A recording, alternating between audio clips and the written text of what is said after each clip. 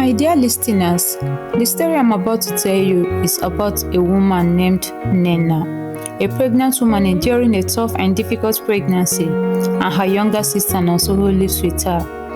Nena has been very sick since the conception of her pregnancy. She has visited different hospitals and clinics, but has not been able to find a proper solution to her illness.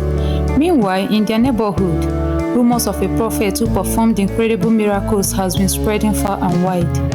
Eager for relief and curious about the prophet's gift, Nena and Nonso decided to attend one of his services, hoping to witness the miracles and find a solution to Nena's troubles. When they arrived at the ministry, the service was already underway. The congregation sang and prayed with great passion. Nena and Nonso found seats towards the middle of the large hall, eager to witness the powerful works of the prophet.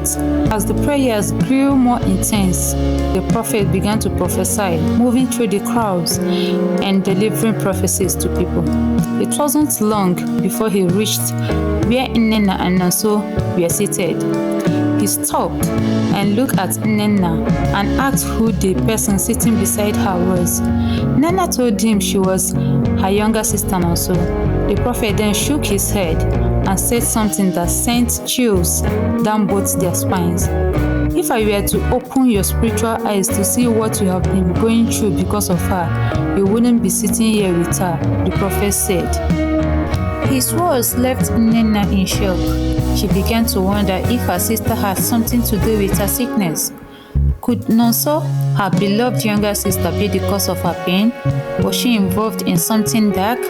On the other hand, Nonso was completely speechless. She wondered if it was indeed possible for someone to be operating in the spirit unknown to them.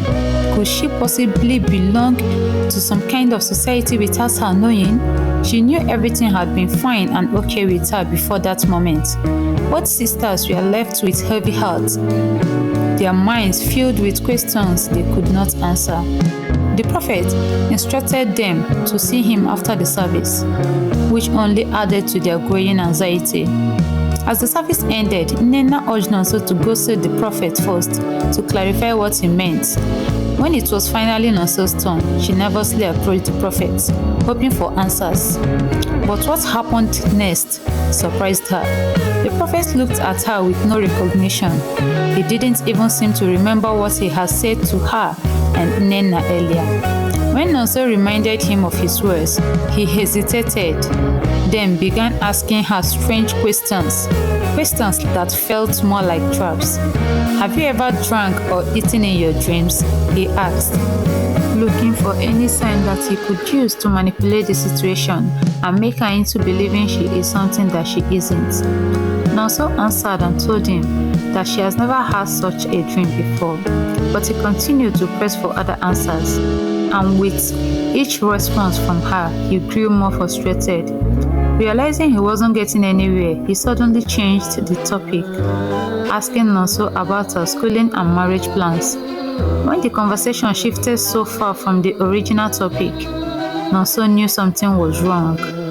Finally, the prophet dismissed her, asking her to call the next person in line. Nonso left and waited for her sister Nena to be done with her own session. Some minutes later, Nena came out after her own meeting with the prophet. Just like Nonso, the prophet had tried to shift the blames to someone else. In this case, it was her own mother-in-law. But Nena didn't fall for it. She had told the prophet that her relationship with her mother-in-law was strong and loving, leaving him no room to further his claims. As if that was not enough, he diverted his attention to her husband and claimed to have spiritually seen a distance between her and her husband. He implied that her marriage is at stake because of the distance he saw. And when Nena denied all his claims, he asked her about her husband's location.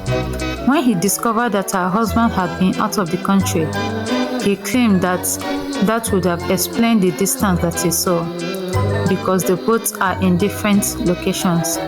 With nothing left to say and no ground to continue planting his seed of distrust, he sent her off without providing any real answers to what he had said about her younger sister earlier during the service. As Nnenna joined Nonso outside, she inquired from her what the prophet had said to her during her own session, and by the time both sisters shared their individual experiences with each other, they immediately knew that this so-called prophet is indeed not what he claimed to be, and that he had tried and almost succeeded in creating division, planting seed of doubt between them and their family. But luckily for them, they were able to figure out that on time. As they walked home, Nnenna and Nonso couldn't stop laughing at the ridiculousness of the prophet's attempt to drive a wedge between them. But as the laughter faded, Nonso's face changed. While she was relieved to have proven the prophet wrong, she couldn't shake the uncomfortable feeling at the thought that the congregation had witnessed the prophet's words during the service. The same people who had seen him hint that she was responsible for her sister's sickness. The thought of how they might now view her weighed heavily in her heart. In that moment, Nonso felt trapped in the perception others would have of her. No matter how innocent she was, she couldn't control how people would interpret the prophet's words. To them, she might forever be seen as someone involved in something dark. As they continued walking, Nnenna noticed the change in her sister's mood. "Are you okay?" she asked softly and concerned. Nonso let out a deep sigh. "I'm fine, really. It's just that I can't just stop thinking about what the congregation must think of me now. They don't know the truth, Nnenna. They will only remember what the prophet has said. They will think I'm into something evil, that I've been hurting you all this time." Nnenna stopped and turned to her sister. "Nonso, listen to me," she said. "I know the truth, you know the truth, and that is all that matters. People will always have their own opinions, but we can't live our life based on what they think. You have done nothing wrong, and I'm not going to let anyone's word come between us." Nonso nodded, but the weight still lingered in her heart. It wasn't just about what people thought. It was about how easily a single person's word could shape the way others viewed her. But as the days passed, and after many talks with Nnenna, she began to understand something deeper. The whole experience had opened her eyes to a powerful lesson. It taught her and Nnenna that not everything spoken in the name of spirituality is true. It made them both realize how important it was to question things, to look beyond the surface, and not to let fear or doubt cloud their judgments. They learned that the bond they shared as sisters was stronger than any false prophecy or baseless accusations. And in the end, what could have torn them apart had only brought them closer. So, my dear listeners, I will leave you with these two questions to answer. Number 1, what would you do if someone you trusted suddenly became the subject of suspicion without any proof?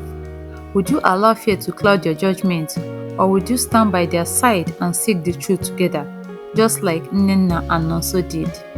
Number 2, how would you handle being falsely accused of something so serious that even your closest loved ones begin to doubt you? Could your bond withstand the weight of such a challenge? I hope you have learned something from the story of these two sisters. Until next time, bye bye.